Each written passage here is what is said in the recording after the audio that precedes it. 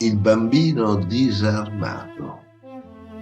A noi che chiedevamo scudi e spade ed un nemico da odiare, Dio risponde con una culla, con un bambino fragile, indifeso, figlio di vergine e spirito, come il mistero che si incarna. Nulla di più sacro esiste, nulla di più puro e definitivo. La salvezza non arriva dalla forza, ma dalla mitezza, non dalla paura, ma dalla fiducia che genera speranza, mentre il sole sorge sull'alba di Natale. E boh.